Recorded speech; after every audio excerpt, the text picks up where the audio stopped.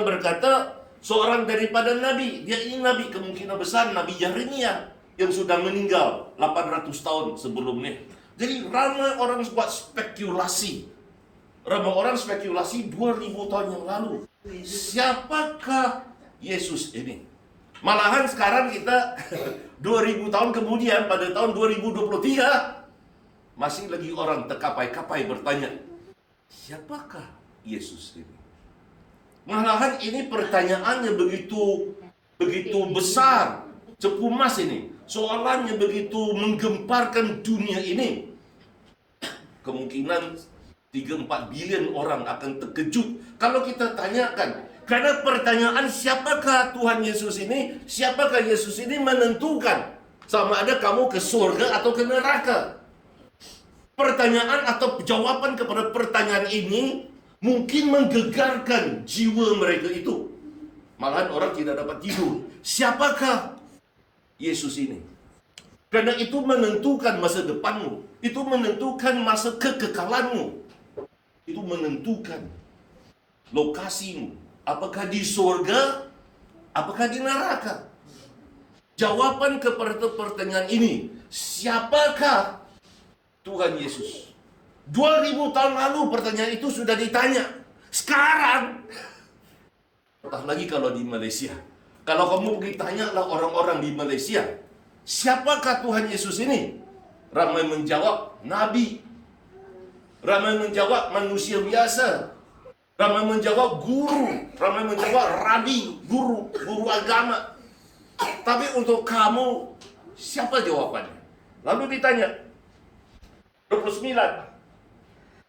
Menurut kamu, wah luar biasa Tuhan Yesus. Dia tangkap murid-murid. Dia tangkap. Tetapi menurut kamu, hai Petrus, aku ini siapa? Tuhan Yesus tadi tanya secara umum, apa kata orang pasal aku? Sekarang dia tanya secara persis. Dia tanya secara spesifik, secara persis. Siapakah aku ini menurut kamu? Dan setiap daripada pribadi kita, setiap daripada individu kita, kita perlu tanya soalan ini. Siapakah Tuhan Yesus bagi saya? Jangan tanya pasal orang lain. Orang lain mungkin ya nabi, rasul. Bagi orang lain ya dia mungkin berhala bagi dia. Oh dia itu Tuhan nenek moyang saya, tapi bukan Tuhan saya. Oh itu dia gereja yang dia hanya pribadi yang di gereja yang saya kenal di Yesus, tapi kalau di rumah saya nggak kenal.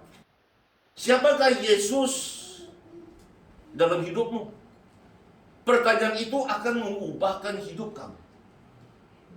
Kalau kamu katakan Yesus itu penyembuhmu, lain hidup kamu. Kalau kamu katakan Yesus itu juru selamatmu, lain hidup kamu. Kalau kamu katakan Yesus itu Tuhanmu, lain hidup kamu. Kalau kamu hanya menganggap Yesus itu salah satu daripada ramai, daripada banyak berhala-berhala, daripada banyak guru-guru, daripada banyak nabi-nabi, lain cara hidupmu. Kalau kita paham soalan ini, dia akan mengubahkan seluruh cara hidup kita. Siapakah Yesus? Bagi kamu, jangan bagi orang lain. Jangan bagi suamimu, atau istrimu, atau anakmu. Siapakah Yesus bagi diri kamu sendiri? Ramai bapak-bapak selalu pergunakan anak mereka. Selalu tanya sama anak mereka, tapi tidak pernah tanya pada diri mereka sendiri. Siapakah Yesus bagi dirinya?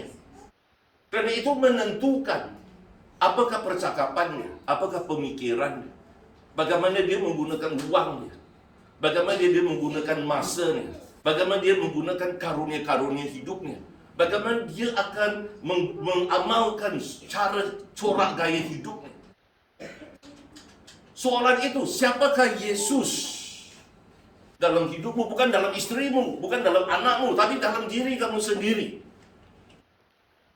Itu yang akan mengubahkan siapakah arah hidup kamu. Amin. Lalu ditanya di situ, lalu ditanya 29, tetapi menurut kamu, aku ini siapa? Tanya Yesus. Petrus menjawab. Petrus itu orang yang selalu bercakap tapi tidak berpikir. Kan? Tengok orang sebelah, mungkin engkau makin. Ada Petrus seperti itu selalu bercakap dulu, baru berpikir. Kan ada manusia-manusia yang seperti itu kan. Tapi ya, Petrus salah satu seperti itu. Engkau ialah Mesias. Engkau ialah Kristus. Ini sesuatu pengakuan, sesuatu confession, suatu pengakuan yang luar biasa. Karena sebelum ini mereka pikirkan dia itu guru, dia itu orang yang bagus, dia itu orang yang melakukan mujizat, dia itu penyembuh, dia pengusir roh jahat, dan sebagainya. Tetapi sekarang khususnya, tiba-tiba Petrus mendapat wahyu, mendapat pernyataan, revelation. Dia mendapat suatu pernyataan.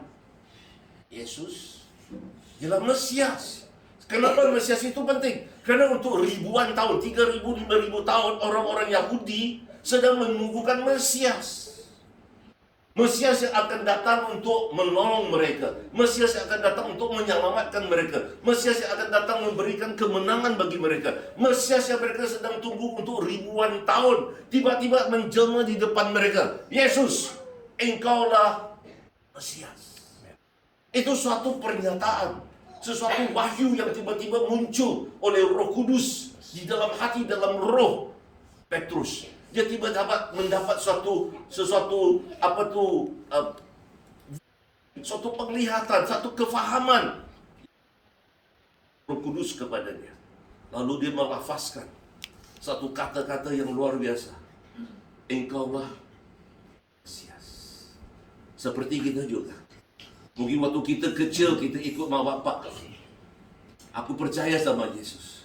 Tapi sampai kita mendapat secara pribadi, mendapat suatu wahyu, mendapat satu pernyataan, kita baru sedar Yesus adalah Tuhan saya. Yesus adalah pencipta saya. Yesus adalah penebus saya. Yesus adalah segala-galanya untuk saya. Wow! Baru itu mengubahkan seluruh pemikiran kita. Amin. Amen. Barulah ada perubahan, baru ada transformasi. Orang selalu bertanya pada saya, Pastor, kenapa saya lihat jemaat kamu ulang-alik tiap minggu tapi tidak berubah hidup mereka? Sebab mereka belum tahu, mereka belum sadar, mereka tidak ada pernyataan siapakah Yesus dalam hidup. Mereka nyanyi, mereka tepuk tangan, mereka mungkin menari, tapi selagi firman Allah, selagi Roh Kudus belum mencerahkan hidup mereka, selagi mereka belum selari dengan pergerakan Roh Kudus, mereka tidak sadar siapa Yesus dalam hidup. Bila mereka sadar siapakah Yesus dalam hidup mereka, mereka akan dengan senang untuk menyembahnya. Mereka akan dengan senang untuk mematuhinya. Mereka akan dengan senang untuk mempercayakan seluruh hidup mereka kepada Tuhan Yesus. Amin. Sebab itu Raja Daud menari dengan sekuat-kuat tenaganya apabila dia membawa tabut Allah kembali. Kenapa? Karena dia melihat siapa Allah itu. Itu dia berani untuk menari walaupun dia raja. Betul, ramai orang tidak melihat siapakah Allah. Dia tidak sedar siapakah Yesus. Dia tidak sedar kemuliaan Yesus. Makanya dia tidak tahu betapa agungnya, betapa besarnya Yesus.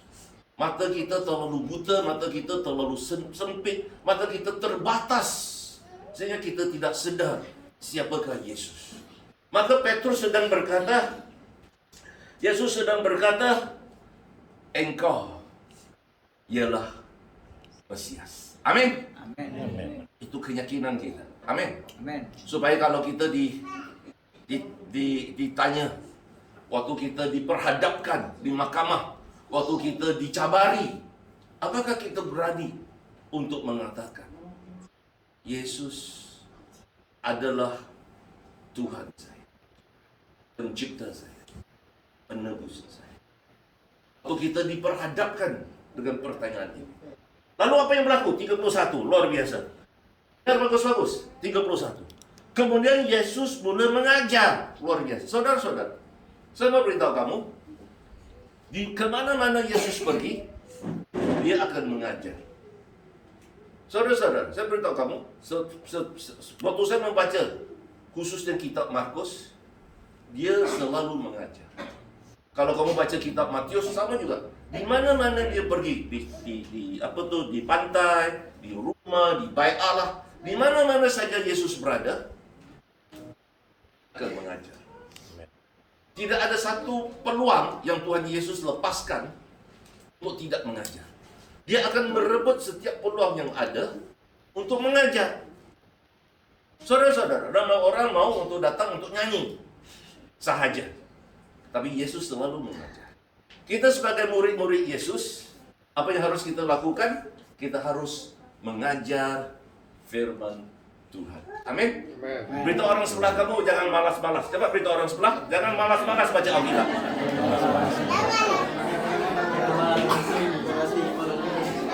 Amin, amin. Beritahu orang sebelah kamu, jangan sibuk tengok TikTok. Coba beritahu dia. Orang sibuk dengan TikTok ya.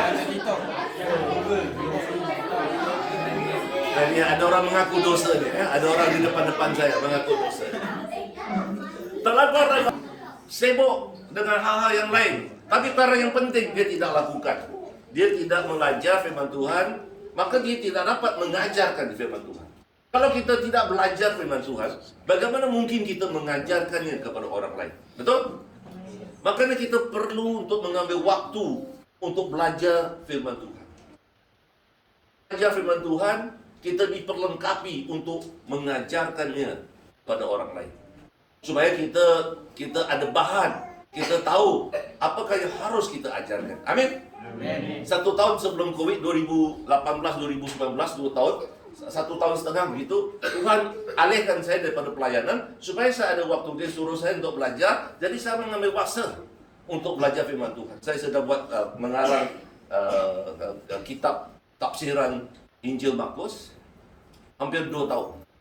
Tiba-tiba satu dunia hidup bersama-sama dengan saya kerana tiba-tiba COVID. Orang tidak tahu ke mana. Jadi saya berdoa, Tuhan apa yang harus saya lakukan? Dan saya mendengar, dia kata, inilah masanya untuk kamu mengajar. Oh, jadi saya beli Zoom supaya saya boleh mengajar. Tiap-tiap hari, dalam seminggu, 9 kali dalam seminggu, saya akan mengajar. Berbagai perkara saya akan ajar. Berbagai orang yang minta, saya akan ajar. Baru saya sedar, rupanya itu 1 tahun sebelum COVID, waktu Tuhan keluarkan saya daripada pelayanan, supaya saya boleh pergi belajar firman Tuhan, supaya saya boleh mengajar waktu COVID. Sampai sekarang saya masih lagi mengajar, walaupun sudah selesai COVID-nya, tapi kita masih lagi mengajar. Jangan lalaikan masa untuk belajar firman Tuhan. Amin. Tanya orang sebelah, kenapa kau malas? Coba tanya dia.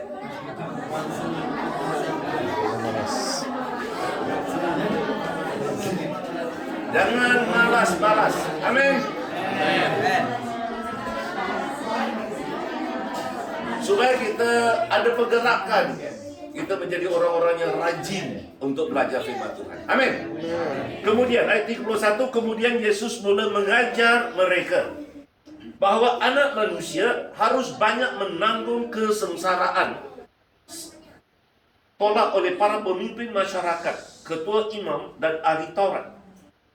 Dia akan dibunuh, tetapi 3 hari kemudian dia akan bangkit semula. Wow, Tuhan Yesus mula mengajar daripada pengakuan Petrus yang begitu luar biasa. Sekarang dia mengajar sesuatu yang agak berat. Dia mula untuk mengajar mereka bahwa anak manusia itu dirinya, anak manusia Mesias itu harus menanggung banyak kesengsaraan. Ya ampun, harus ada banyak kesengsaraan. Saudara-saudara, begitu ramai orang Kristen meninggalkan Tuhan kerana tidak mau mengalami kesengsaraan. Begitu ramai orang Kristen yang meninggalkan Tuhan kerana takut dianiaya. Begitu ramai orang yang tidak mau untuk mengikuti Tuhan kerana takut ada kesengsaraan. Begitu ramai yang tidak mau menjadi orang Kristen kerana takut dianiaya. Malahan dikatakan dalam setiap tahun 150,000 orang dibunuh kerana iman dia dalam Tuhan Yesus. Agama Kristen, orang-orang Kristen masih lagi setiap tahun, untuk 50 tahun, setiap tahun kita adalah golongan yang paling dianiaya. Paling ramai orang mati kerana iman mereka dalam Tuhan Yesus. Dalam ayat kenyataan ini Yesus berkata kepada murid-muridnya, dia sedang mengajar, kemudian mula mengajar bahwa anak manusia harus banyak menanggung kesengsaraan. Hari ini ramai orang khotbah pasal Injil kemakmuran. Percaya, kau akan jadi kaya. Ada amin. Orang semua menjerit-jerit. Ada orang balik lagi wallet dia pada saya. Tapi Yesus berkata akan mengalami kesengsaraan. Siapa mau jadi Kristen? Ramai orang kalau mau jadi kaya, berebut orang. Siapa mau diurapi, ramai orang. Kalau mau diberkati, ramai orang. Tapi siapa yang mau mengalami kesengsaraan? Nggak mau saya. Ramai orang berhenti jadi Kristen apabila menghadapi atau memahami ada kesengsaraan waktu menjadi orang Kristen. Aduh, karena dia tak paham. Yesus berkata, diberkatilah kamu apabila kamu dianiaya kerana namaku. Dia tidak paham penganiayaan itu ialah suatu jenis berkat. Kita mau berkat ekonomi, bukan berkat penganiayaan. Penganiayaan itu bukan berkat. Menurut siapa? Kalau menurut manusiawi, iya. Penganiayaan itu bukan suatu berkat. Tapi menurut surga, kalau kita setia waktu penganiayaan, dia tambah lagi. Berkat-berkat, dia tambah lagi upah-upah. Dia tambah lagi. Amin. Dia tambah di surga. Tapi kalau di bumi ya kita mengalami mungkin penjara, mungkin orang kita dicaci, kita dimaki hamun, kita diludahi, kita disebut nama-nama yang lain dan sebagainya. Yesus berkata, mulai mengajar bahwa anak manusia harus banyak menanggung kesengsaraan. Luar biasa Tuhan Yesus. Luar biasa. Berbanding dengan sekarang 2000 tahun kemudiannya, ramai orang salah paham. Dia pikir kalau jadi Kristen tidak ada kesengsaraan. Bila kita jadi orang Kristen, kenapa kita jadi orang Kristen walaupun ada kesengsaraan? Kenapa? Karena kita percaya hanya Yesus satu-satunya jalan ke surga. Amin. Tak ada jalan yang lain. Sebab itu kita sanggup mengalami kesengsaraan. Kenapa? Tidak ada cara yang lain. Tidak ada cara yang lain. Tidak ada lagi peluang yang lain. Tidak ada ilah yang lain. Tidak ada Allah yang lain. Tidak ada jalan keselamatan yang lain. Hanya dalam Yesus. Sebab itu kita sanggup melalui kesengsaraan. Hanya Dia yang mampu memberikan kita keselamatan. Sebab itu dikatakan, manusia harus banyak menanggung kesengsaraan serta ditolak. Ini generasi sekarang paling takut ditolak. Rejection. Generasi sekarang ini paling takut ditolak. Kalau disuruh untuk cari cewek, pastor, jangan pastor, nanti saya ditolak. Kalau kita diterima nanti malu pak. Tak malu. Kan jadi dia rasakan sesuatu yang tak dapat ditahan. Generasi ini selalu takut ditolak. Tidak diterima oleh orang. Jadi dia selalu cara pakaian, cara pertuturan, cara pergaulan, cara rambutnya dan sebagainya.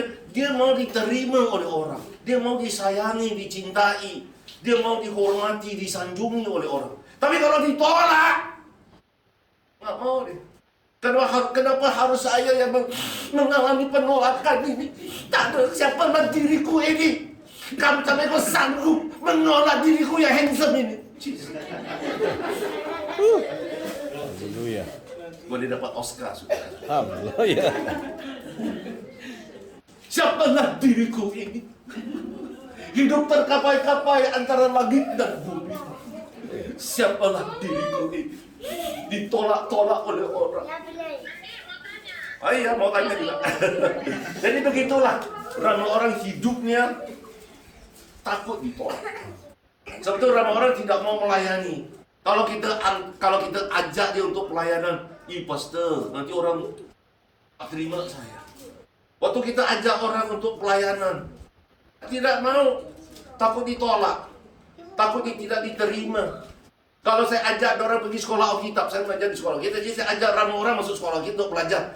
Pastor, nanti saya punya permohonan tidak dilulus, ditolak. Jadi ramai orang takut ditolak. Puji Tuhan, 2000 tahun yang lalu Tuhan Yesus sudah mengalami ini. Amin. Dikatakan di sini, anak manusia harus banyak menanggung kesengsaraan serta ditolak. Ditolak oleh siapa? Oleh para pemimpin masyarakat. Ya, kadang-kadang waktu kita pelayanan, ya, saya 40 tahun yang lalu saya masuk pelayanan.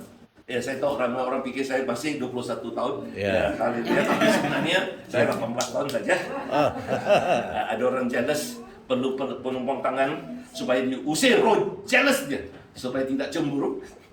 Ya, saya masuk pelayanan 40 tahun yang lalu, 43 tahun yang lalu, waktu saya pelayanan. Saya pelayanan bersama dengan pelajar-pelajar Yayasan Sabah, Yayasan Sarawak waktu itu. Waktu itu 80-an. Ramai orang tidak percaya. Apa gunanya orang-orang BM? Masa itu tak ramai orang pastor-pastor Semenanjung di Malaysia ini yang paham. Jadi waktu saya buat pelayanan BM, buat pelayanan Bahasa Melayu, menjangkau orang-orang Sabah Sarawak, orang asing dan sebagainya, ramai orang tidak menerima. Kenapa kau buang masa? Mana ada duit? Kau sama orang miskin. Tidak ada masa depan. Ramai orang menolak. Ramai orang tidak ada beban untuk menuju, untuk menjangkau jiwa-jiwa orang-orang Sabah Sarawak waktu 70-an dan 80-an. Tapi Tuhan tolak saya. Bukan tolak dari segi tidak benar, tapi tolak saya ke depan supaya saya mengambil pelayanan ini. Jadi dalam masa berapa tahun saya mulakan 20 lebih kebaktian bahasa Malaysia di seluruh daripada Perlis, di Araucanga sampai ke Johor Bahru, sampai ke Kelantan. Kita mulakan lebih daripada 20 lebih sidang-sidang jemaat. Masa itu tak ada gereja SIP, tak atau gereja yang lain-lain. Masa itu 1-2 gereja saja yang ada BM. Tak ramai orang tidak mau terima waktu itu. Jadi kita bertumus-tumus untuk mewujudkan, untuk mengadakan kebaktian itu. Sekarang puji Tuhan, merata-rata tempat orang sudah mulakan gereja BM. Tapi masa dulu 80-an, itu semua ditolak. Dan saya sebagai perintis waktu itu, sebab itu ramai pastor-pastor yang saya kenal, masa itu sekarang sudah menjadi pastor-pastornya. Tapi waktu itu ramai yang menolak, ramai yang tidak percaya, ramai yang tidak terima bahawa pelajar-pelajar Yayasan Sabah, Yayasan Sarawak saya akan maju, akan menjadi orang yang terkenal, akan memainkan peranan. Sekarang baru-baru saja salah satu student saya jadi senator, si Abun. Saya jaga dia sejak dia tingkatan 1. Sekarang dia sudah jadi senator. Orang tidak percaya macam mana budak-budak yayasan saya ini boleh Tuhan pakai dengan cara-cara yang berlainan. Tapi saya percaya. Amin. Kalau kita tetap setia, kalau kita tetap fokus melakukan apa yang Tuhan telah pertugaskan, mengamanahkan kepada kita, dia tidak pernah meninggalkan kita. Amin. Amin. Jadi sebab itu saya percaya, sebab itu saya tetap melakukan apa yang saya perlu lakukan. Walaupun ditolak. Walaupun pada zaman itu seringkali ditolak. Seringkali tidak diterima. Apatah lagi saya agak handsome masa itu. Jadi ramai orang tidak mau terima. Haleluya. Tidak percaya masa itu. Susah orang mau percaya. Orang-orang handsome macam saya boleh masuk pelayanan BN. Mujizat. Ada mujizat tu Pak, mujizat. Serta ditolak oleh para pemimpin masyarakat, ketua imam dan ahli Taurat. Yesus ditolak. Yesus tidak diterima oleh siapa? Ahli-ahli gereja yang lain. Yang siapa menjadi pemimpin-pemimpin gereja yang lain. Saudara-saudara, jangan takut. Saya tahu mungkin ada banyak pergerakan dan ketidakfahaman dan sebagainya. Kalau ada penolakan, kalau itu panggilan daripada Tuhan, tetap rendahkan diri, tapi tetap setia. Jangan memberontak. Amin. Jangan kita memberontak. Kita tetap setia, kita tetap rendah hati, kita belajar di mana kita kurang, di mana kita perlu ubah, di mana kita perlu belajar. Ya, di situ kita lakukan apa yang patut kita lakukan. Supaya kita maju. Supaya kita tetap melakukan apa yang Tuhan ingin kita lakukan. Amin. Begitu juga masa saya pelayanan 40 tahun, begitu juga. Saya lakukan sedemikian. Sekarang Tuhan buka jalan untuk saya mulakan gereja di Bangkok. Orang tanya, Pastor, kok pandai cakap Bangkok? Sawadika. Itu saja. Tom yam, itu saja saya tahu. Dan lain-lain saya tidak tahu. Tapi sekarang sudah belajar mimik. Sudah belajar sedikit lah. Lebih-lebih, apa tuh, alloy mak-mak. Banyak sedap. Alloy mak-mak. Jadi kita belajar. Kita belajar.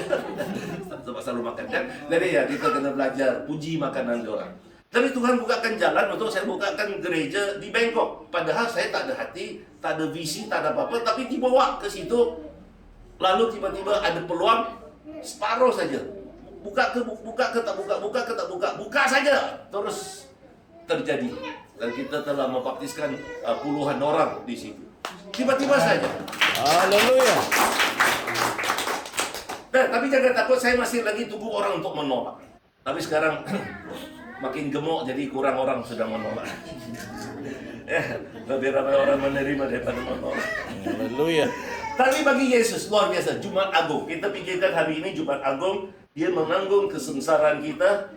Dia ditolak dan dikatakan dia dibunuh. Dia akan dibunuh. Saudara-saudara, perkataan dia dibunuh ini merunsingkan ramai orang. Merunsingkan. Bagi kita, kita terima hakikatnya. Semua orang berkata Yesus dibunuh. Semua orang berkata Yesus sudah mati. Semua orang berkata, tapi tiba-tiba 600 tahun kemudiannya ada satu orang yang belum pernah jumpa dengan Yesus, yang tidak hidup sezaman dengan Yesus. 600 tahun kemudiannya dia pula pandai-pandai cakap, dia tak dibunuh, dia diganti. Hah? Setan mana aja kau? Mana kau belajar tu? Kan semua orang, pihak Roma, pihak politik, pihak agamawi, semua pihak-pihak berkata dia sudah dibunuh. Tiba-tiba satu orang 600 tahun selepas kematian Yesus, dia pula pandai-pandai bercakap dia tidak dibunuh. Setan mana aja kau? Dari mana dia dapat ide itu? Dia tak pernah jumpa Yesus. Dia tidak sezaman dengan Yesus. Tapi 600 tahun kemudiannya, sampai hari ini ada orang lebih percaya kepada orang yang ini 600 tahun kemudian daripada saksi mata, eyewitness, saksi mata yang telah melihatkan Yesus 600 tahun sebelumnya. Macam mana tu? Tanya orang sebelah, macam mana tu? Bisa dah tu? Dia akan dibunuh, tapi lepas tu luar biasa. Haleluya. Ini kekristenan. Apa kekristenan kita? Dia akan dibunuh, tetapi haleluya. Tetapi 3 hari kemudian dia akan bangkit semula. Ramai orang tanya dengan saya, Pastor, apa Tuhan kau itu boleh mati? Saya tanya dia, kau lepas mati, kau mati ke masih hidup? Dia tengok saya pun tengok dia. Kalau kau mati, saya garanti kau masih hidup.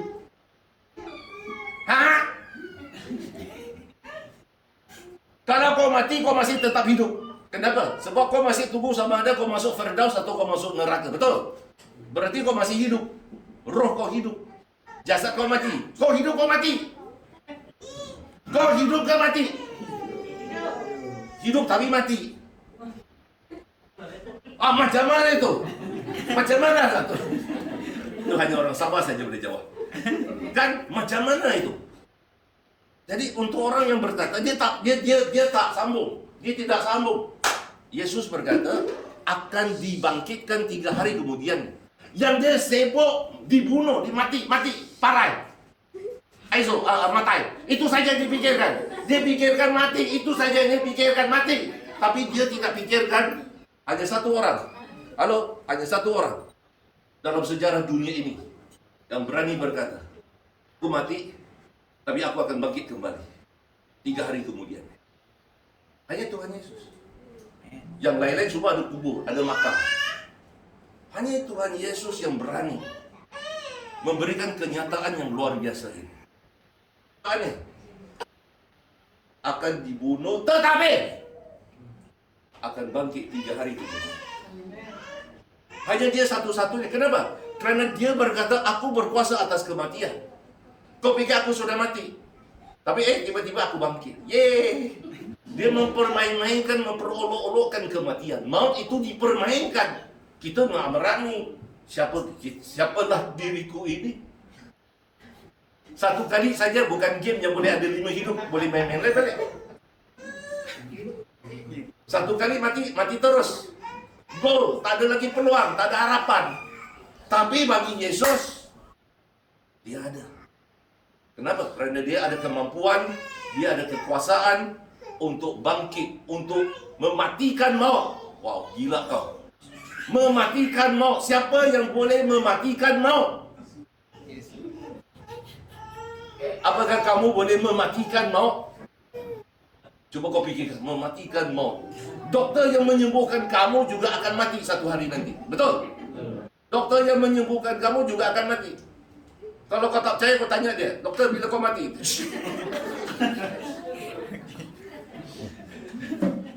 Dia pun tak mau mengaku. Tapi dia tahu, doktor yang menyembuhkan kamu, dia sendiri juga akan mati.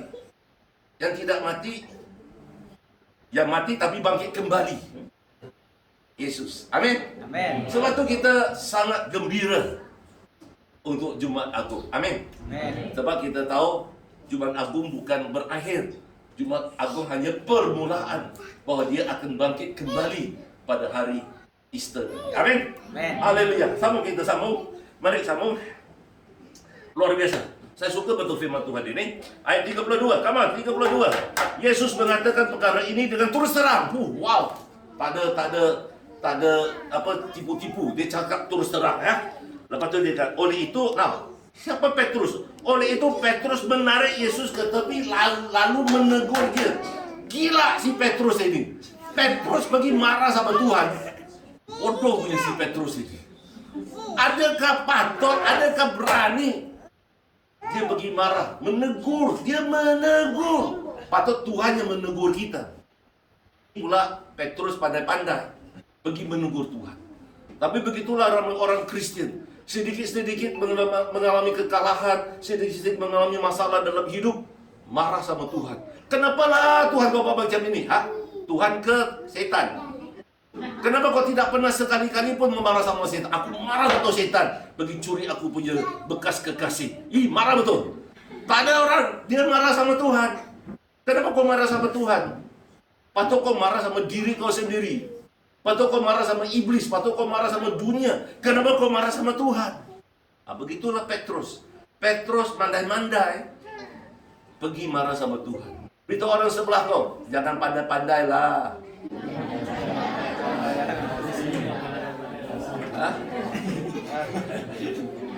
Beritahu orang sebelah kau, jangan pura-pura pandai.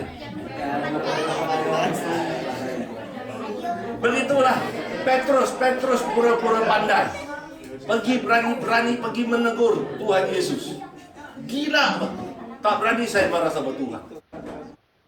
Ramai orang saya tahu dalam counseling, begitu ramai orang marah sama Tuhan. Saya, Pastor, kenapa Tuhan ambil anak saya? Kenapa Tuhan ambil pasangan hidup saya? Kenapa Tuhan bankruptkan saya? Kenapa Tuhan benarkan saya gagal? Saya kata, kau ada belajar ke tak belajar? Kau asyik tengok Netflix, tengok YouTube, dan kau tak lulus, dan sekarang kau pergi berani kau marah sama Tuhan. Aku ketuk kepala kau baru kau tahu. Aku gantung kau pokok tahu ke baru kau tahu. Begitulah ramai orang pergi mempersalahkan Tuhan, padahal diri dia sendiri yang salah. Padahal dia sendiri yang tidak rajin. Padahal dia sendiri yang tidak berdoa. Padahal dia sendiri yang membenarkan iblis untuk merampas, untuk merebut, untuk memperkosakan berkat yang Tuhan telah berikan dalam hidupnya. Kenapa kita berani untuk marah sama Tuhan? Sepatutnya kita menyembah Tuhan. Amin? Amin? Beritahu orang sebelah, jangan marah-marah sama Tuhan. Coba beritahu. Beritahu orang sebelah, jangan marah-marah sama saya juga. Coba beritahu orang sebelah. Beritahu orang sebelah, jangan marah-marah sama saya juga. Saya manusia biasa. 33, dengar, 33. Last kali, 33. Yesus berpaling, memandang murid-muridnya, lalu menegur Petrus. Wow, sekarang terbalik. Tuhan Yesus yang lemah lembut menegur. Apa dia katakan? Pergilah, poralah, pergilah dari sini iblis. Dia bercakap sama Petrus, tapi dia cakap sama iblis di belakang Petrus. Dia tidak kata secara langsung pada Petrus, tapi dia pandang sama Petrus. Sebab dia tahu Petrus di bawah pengaruh iblis. Dia tahu bahwa Petrus sedang mendengar suara iblis. Bukan Petrus yang bercakap, tapi iblis yang sedang bercakap melalui Petrus. Petrus yang baru menerima wahyu dari surga. Petrus yang tiba-tiba mendapat pernyataan daripada Roh Kudus bahwa Tuhan Yesus adalah Mesias. Tapi Petrus tiba-tiba dikawali, dipengaruhi oleh iblis. Terus berkata, poralah. Betul ha? Poralah. Tanda Ci, poralah. Dia suruh dia poralah, pergilah. Dia suruh pergi, dia usir. Dia usir pengaruh iblis dalam hidup Petrus. Saudara-saudara, kita perlu usir.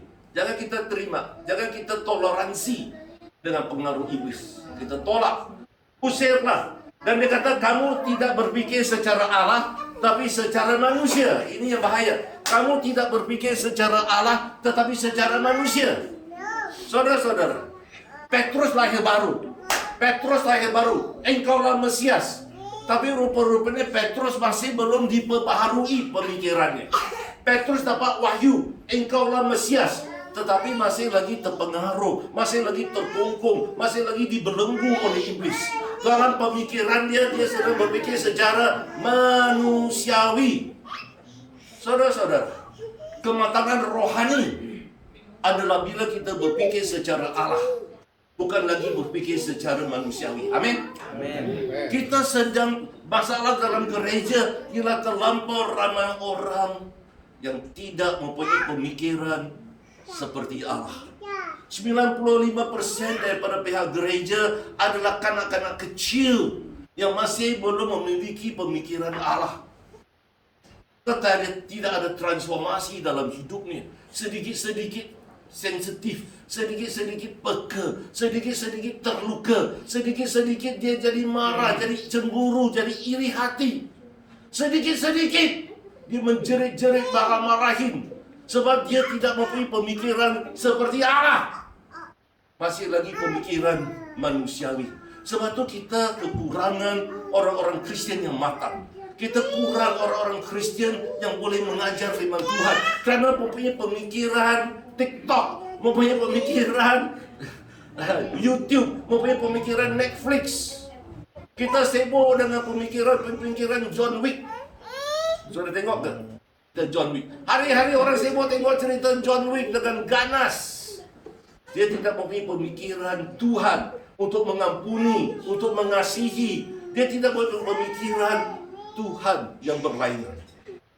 Kerana hidupnya seperti Petrus, dibatasi, dikongkongi, dibelenggu dengan kesetanan. Sebab itu selalu saya tanya orang, setan mana ajar kau ni? Sebab itu saya selalu tanya orang dalam pemikiran-pemikiran mereka yang terbatas, yang ingin mencari balas dendam, yang ingin untuk memarahi orang lain. Selalu saya bertanya dengan mereka, setan mana ajar kau ni? Kau harus usirkan setan-setan itu. Amin. Jangan bermanja-manja dengan setan-setan seperti itu. Kita perlu mengubahkan pemikiran kita. Amin. Amin. Ada satu hari, satu jemaat saya telefon saya, Pastor, saya marah dengan saya punya manager. Dia pun manager, dia ada manager yang baru. Manager baru datang, selalu gaduh-gaduh dengan dia, selalu curi orang-orang dia, buat ini, buat itu. Dan dia marah, dia stres. Hari-hari dia telefon saya, Pastor, tolong doakan saya supaya manager ini keluar daripada company. Saya kata, tenang, kita berdoa, minta Roh Kudus, apakah yang harus kau lakukan? Selepas beberapa bulan, mungkin 5-6 bulan, dia berdoa. Roh Kudus berkata, satu hari waktu dia dalam MRT, dia sedang dalam MRT, dia sedang berdoa pasal masalah itu. Roh Kudus berkata pada dia, beli sarapan untuk orang ini. Saya marah. Kau suruh aku beli sarapan untuk orang yang aku benci, aku marah nih. Roh Kudus berkata, buy breakfast, beli sarapan untuk dia. Jadi dia beli, jadi dia dalam hati yang masih marah-marah, yang tidak puas hati, tidak senang, tapi dia tetap ikut Roh Kudus. Dia beli kari pap, kasih manajer itu, ini sarapan untuk kamu. Terkejut dia.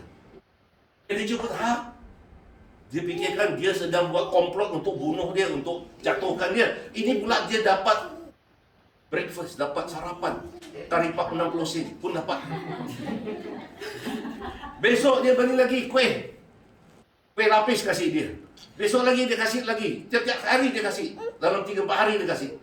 Manager yang satu tu tak tahu apa mau buat. Panik dia. Kau tahu apa dia buat? Panik. Dia tak pernah mengalami orang membalas kejahatan dengan kasih. Dia tidak pernah mengalami orang yang membakar-bakar dikasih dengan air. Tiba-tiba orang yang buat jahat diberikan, dibalas dengan berkat. Dalam 1 minggu, 4 hours dia resign. Keluar sendiri daripada company. Dia tak tahu apa mau buat. Dia faham politik, dia faham macam mana nak buat perangkap untuk orang lain. Tapi tiba-tiba bila diberkati, apa mau buat? Terus dia resign dalam 24 jam. Sebab dia tak tahu apakah yang dia harus lakukan. Sebab jemaat saya fikir, Tuhan, Roh Kudus, ajar saya apa yang harus saya lakukan. Amin. Amin. Amin.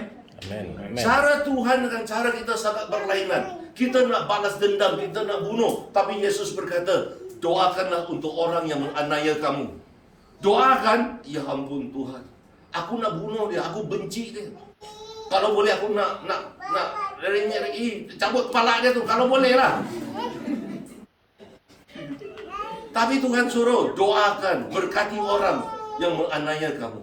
Cara pemikiran Tuhan bertentangan dengan cara pemikiran kita. Amin. Saya baru pulang dari Thailand. Waktu saya di Thailand, saya jumpa satu pastor. Pastor tu cerita dengan saya. Pastor ni dia sudah 73 tahun. Dia punya berkat luar biasa. Dia cerita dengan saya, ada satu jemaat dia utang. Dia di Saman, utang dalam jutaan baht di Saman. Jadi dia berdoa, apa yang harus saya lakukan, apa yang saya harus lakukan. Dia jumpa dengan pastor apa yang harus. Pastor itu cerita, pastor itu cerita, saya sendiri juga kena saman dulu. Saya buat, saya bayar persepuluhan saya pada Tuhan. Aku tak ada duit, kau suruh aku kasih lagi duit sama gereja. Aku tak ada duit ni. Aku kena saman. Kau suruh aku kasih duit sama gereja. Tak usah deh. Tapi dia kata, kalau kamu nak dilepaskan daripada saman kamu percaya sama Tuhan, bayar. Jadi dia dalam keadaan yang tidak senang hati, tapi dia bayar juga persepuluhan dia. Dalam 2 hari kemudian, lepas dia bayar persepuluhan dia pada Tuhan, 2 hari kemudian dia, ada orang telefon, kami nak beli tanah kamu. Oi, sudah puluhan tahun orang nak jual tanah tu, tapi tak ada orang nak beli. Tiba-tiba, selepas 2 hari dia membayar persepuluhan dia, orang mau beli tanah dia. Siapa nak beli tanah dia? Kau tahu, orang Jepun mau bina satu syarikat besar. Kerajaan tidak benarkan. Tapi kerana Perdana Menteri daripada negara yang lain telefon Perdana Menteri untuk kasih lepas, diorang dapat beli tanah. Dalam 2 hari saja, dia bayar persepuluhan. Tuhan ubahkan situasinya sehingga mereka dapat bayar dan terlepas daripada saman mereka. Wow! Dalam pemikiran manusia, kita tak ada duit, kita simpan lebih banyak duit. Cara Tuhan, bayar. Beri pada Tuhan. Beri persepuluhan kamu. Aduh, biar betul Tuhan. Sakit tu Tuhan. Beritahu orang sebelah, dia cakap pasal kau. Cepat, beritahu orang sebelah kamu. Sebab saya tahu orang-orang tidak bayar persepuluhan dia. Cepat beritahu dia, bayar persepuluhan kamu. Cepat beritahu dia, cepat. Kau sikit, bayar persepuluhan kamu. Lepas tu beritahu dia, cepat beritahu dia, bayar hutang kau pada saya juga. Cepat beritahu dia. Mana hutang saya? Ramai orang tidak bayar hutang dia. Begitulah hidup orang. Cara Tuhan bertentangan dengan cara manusia. Manusia seringkali seringkali menggunakan pemikiran cara dunia. Tapi cara Tuhan berlainan. Bila kamu ada masalah, apa yang Tuhan suruh kamu lakukan? Bila kamu ada masalah, apa yang Tuhan suruh kamu lakukan? Bersyukur. Bila kamu ada masalah, apa Tuhan suruh kamu lakukan? Nyanyi. Bila kamu ada masalah, apa yang Tuhan suruh kamu lakukan? Angkat tangan dan pujilah diriku ini. Apa yang harus kamu lakukan? Selalu bersyukur. Amin. Bila kita ada masalah, kita ubah. Malahan saya mau beritahu kamu, kalau kamu ada masalah, halo, kalau kamu ada masalah, apa patut kamu lakukan? Woi, bila kamu ada masalah, apa patut kamu lakukan? Saya mau tanya, saya beritahu kamu satu rahasia ya. Satu rahasia, dengar bagus-bagus. Kalau kamu ada masalah, Tuhan kasih saya lebih lagi. Kalau kamu ada masalah, minta Tuhan lebih banyak lagi masalah. Ask for more. Tuhan, kalau kamu ada masalah, minta lebih lagi. Kenapa? Bila kamu mengalami masalah, kamu mengalami hadirat Tuhan. Bila kamu mengalami wajah masalah, kamu mengalami kuasa Tuhan. Amin. Jadi kalau kamu ingin mengalami lebih banyak lagi kekuasaan Tuhan dalam hidup kamu, minta lebih banyak masalah. Tuhan kasih masalah yang besar-besar, jangan kasih masalah yang kecil-kecil. Kasih yang besar-besar sikit. Supaya kita mengalami. Haleluya. Cara kita berpikir. Cara Tuhan Yesus perlu pergi ke salib.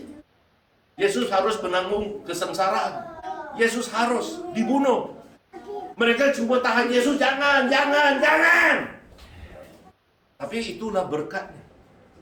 Di dalam salib kita diselamatkan. Amin. Di salib kita diberi pengampunan dosa. Di salib kita boleh bersama-sama dengan Bapa Surgawi.